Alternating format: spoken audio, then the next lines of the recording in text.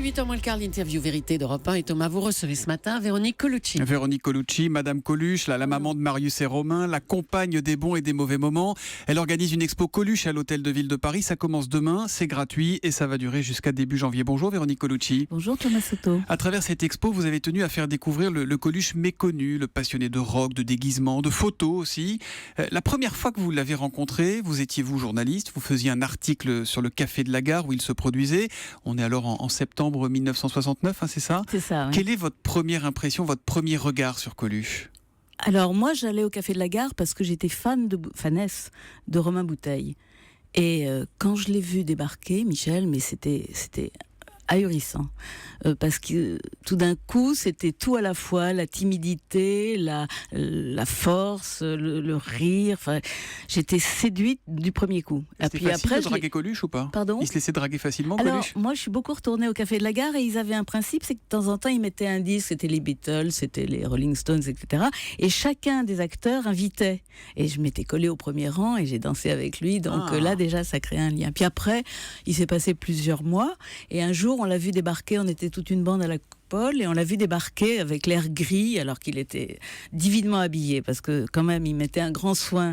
Enfin bon, ça fait partie des qualités. Et il a débarqué comme ça et on lui a dit mais viens. Et il dit je viens de me faire virer du Café de la Gare. Et à la fin du dîner, on était sa troupe. Ah, c'est génial, superbe histoire. Alors Coluche, on avait tous l'impression de le connaître, mais Michel, de son vrai prénom, il se confie rarement comme ce jour-là. C'était le 30 mars 86, c'était ici sur Europe 1 face à Maryse, écoutez. Les premières années où j'étais marié, je me souviens qu'avec ma femme, on avait compté qu'on avait dîné seuls, tous les deux à la maison, 2 fois dans l'année. Oh là là. Pas beaucoup, ouais. C'est peut-être pour ça qu'à un moment, ça tient pas. Tu sais pourquoi ça tient pas ? Parce que c'est difficile pour une femme d'être à côté d'un mec qui fait vraiment une carrière. Oui, faut être exceptionnel, quoi. Et Il encore.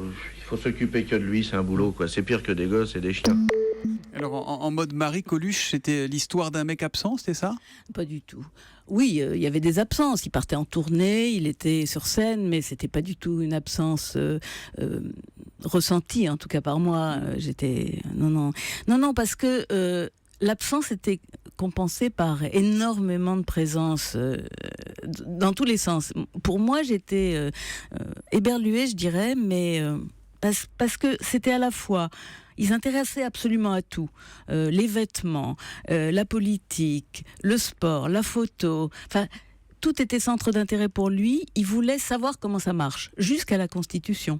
La politique, vous pensez qu'il a vraiment voulu être président ? Il y a vraiment cru ? Il a toujours eu cette volonté de changer le monde à sa manière. Il y a vraiment cru à un moment ou pas en 81 ? Enfin en 80 ? Je pense, et lui-même a répondu que jamais il a envisagé d'être président. Ce qu'il voulait, c'était montrer aux Français dans une démocratie, parce qu'en fait, il avait une grande idée de la démocratie, que tout le monde pouvait donner son avis. Et que ça n'est jamais le cas, ça n'est jamais qu'une moitié qui élit celui qui va les représenter. Donc ça, c'était quelque chose qui lui était vraiment très important. Alors à un moment, peut-être que avec tous les gens qui débarquaient à la maison et qui lui disaient l'avenir de la France est entre tes mains, bon, c'est sûr que quand c'est annoncé par des penseurs de la Sorbonne ou des gens comme ça de haut grade, il a peut-être cru un peu. Peut-être, mais il n'a pas cru qu'il serait président, jamais, non. Ça fait 30 ans qu'il est parti, il nous manque à nous tous. Qu'est-ce qui vous manque le plus chez Coluche et Michel ? Je ne sais pas dire parce que, comme je vous l'ai dit, tous les domaines étaient touchés par lui. Il inventait des mots, il écrivait les arbres NT, mais c'était presque de l'animisme. Hein. Il décryptait tout comme il le faisait sur scène, mais dans l'intimité. Et, non, c'était quelqu'un de très impressionnant. Il prenait parfois toute la difficile à voir. Oui.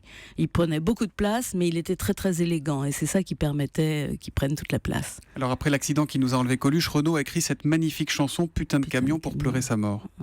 Putain, c'est trop con, ce putain de camion. Mais qu'est-ce qu'il foutait là ? Aujourd'hui, Véronique Colucci, c'est Renaud qui essaye de se remettre debout. Ils étaient vraiment proches ces deux-là ? Très, très, très. Il venait très fréquemment à la maison avec Dominique et oui, c'était quelqu'un vraiment en qui Michel l'avait connu tout petit quand il faisait la Manche avec une bande et qu'il avait des gilets rayés et des pantalons blancs de Mataf et non mais c'était un être extrêmement ressemblent, Coluche et Renaud, il y a des points communs. La générosité. Ouais. La générosité et puis l'innovation aussi. Renaud a amené quelque chose qu'il n'y avait pas dans la chanson française en tout cas. Et Coluche a amené quelque chose qu'il n'y avait pas dans l'humour évidemment. Il est d'actualité parce que c'est lui qui d'une certaine manière, Coluche, continue à donner à manger à ceux qui ont faim à travers l'extraordinaire aventure des Restos du Cœur évidemment. Moi, je file un rencard à ceux qui n'ont plus rien, sans idéologie, discours ou baratin. On vous promettra pas les toujours du grand soir, mais juste pour l'hiver, à manger et à boire. On ne le remerciera jamais assez d'avoir créé les Restos du Cœur. C'est 8,5 millions de repas la première année en 85. C'était 130 millions de repas distribués l'an dernier. On ne vous remerciera jamais assez de continuer à faire vivre les restos ainsi que les bénévoles. Celui qui a écrit cet hymne qu'on entend, c'est Jean-Jacques Goldman. Pendant des années à vos côtés, il a été le chef d'orchestre des Enfoirés. Il a dit vouloir passer la main. Ça veut dire quoi? Que cette année, c'est plus lui? Il est plus dans la boucle? Non, c'est clair. Mais moi, je vois pas les choses comme ça.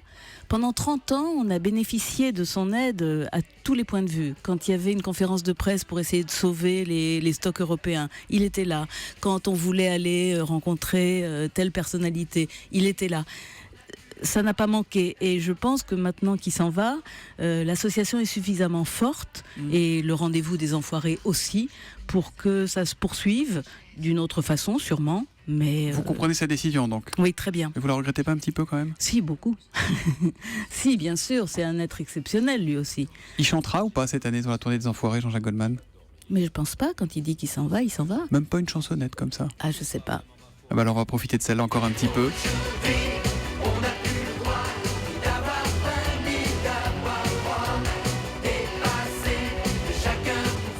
Voilà, cette exposition, c'est aussi un livre Coluche, postfacé par Renaud, qu'on fait gagner d'ailleurs avec le hashtag #E1Coluche. Donnez-nous l'année de création des Restos du Cœur, le premier qui nous donne l'année de création des Restos du Cœur et qui met correctement le site des Restos du Cœur. Vous pouvez continuer à les aider, ces restos, parce qu'ils ont besoin de vous, ils ont besoin de nous plus que jamais. Le gagnera, et puis Véronique, si vous voulez bien, vous pouvez le signer, mettre un petit mot pour cet auditeur ou cette auditrice. Merci. L'exposition Coluche, ça commence demain, ça dure jusqu'au 7 janvier, c'est gratuit, ça se passe donc à l'Hôtel de Ville de Paris, et disons-le, on est fiers ici à Europe 1 d'être partenaire de cette expo Coluche. Merci et à très bientôt.